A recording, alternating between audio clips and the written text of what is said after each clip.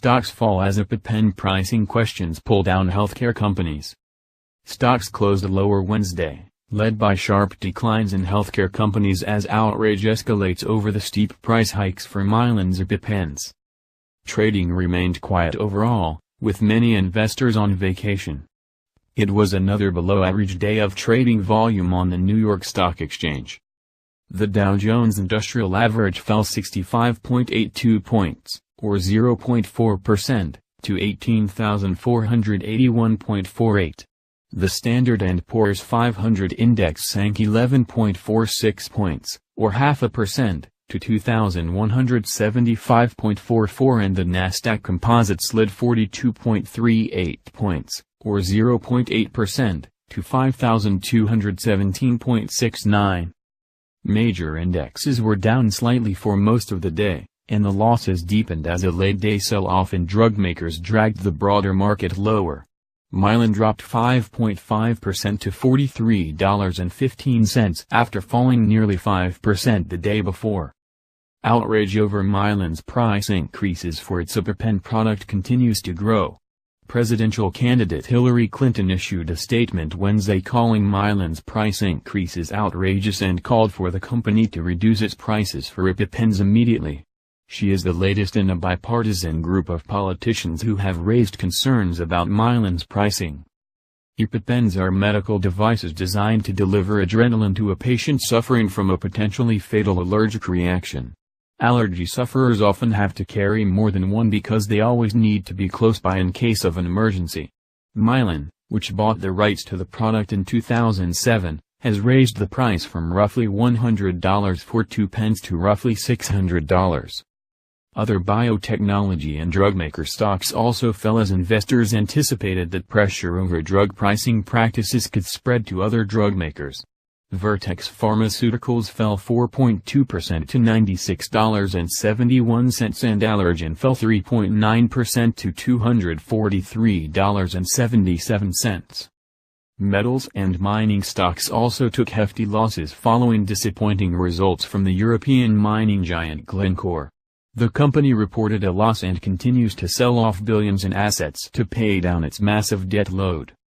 Freeport McMoran slumped 7.5% to $11.08 and Newmont Mining sank 7.5% to $39.85. Stocks remained stuck in a narrow range, as they have over the last 2 weeks. Many traders are on vacation, and with no economic data and very few company earnings being released, investors are hesitant to make big moves.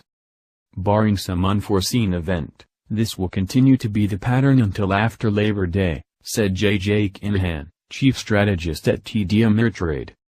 Investors are awaiting a speech Friday by Federal Reserve Board Chairwoman Janet Yellen at an annual conference of central bankers in Jackson Hole, Wyoming. The Fed is expected to hold off on raising interest rates at its September meeting, but Yellen's comments will be dissected for clues on the likelihood and timing of a future hike. The market has basically come to a standstill waiting for her, Kinahan said. Some individual stocks made notable moves.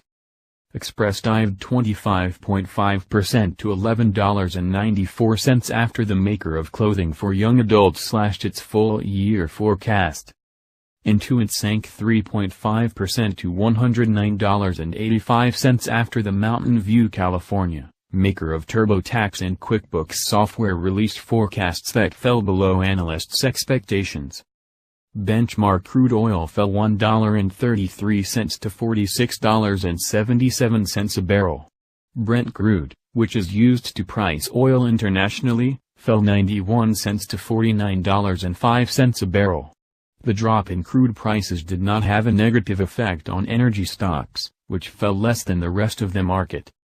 Heating oil fell less than 1 cent to $1.496 a gallon. Wholesale gasoline rose 1 cent to $1.51 a gallon, and natural gas rose 3.5 cents to $2.796 per 1,000 cubic feet.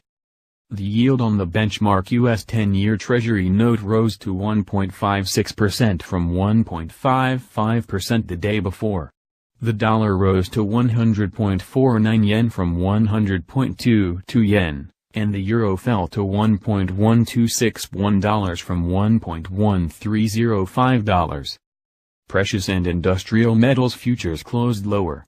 Gold lost $16.40 to $1,329.70 an ounce, silver fell 38 cents to $18.69 an ounce, and copper gave up 4 cents to close at $2.09 a pound.